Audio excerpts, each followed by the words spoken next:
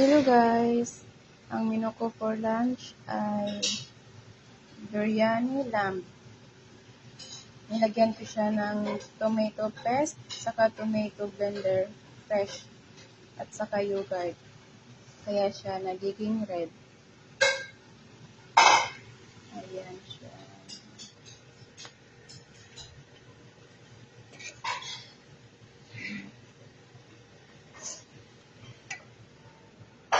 Tapos, itong rice, separate ko siya sa pag-boil kasi ilalagay ko na siya sa ibabaw ng laham or lamb.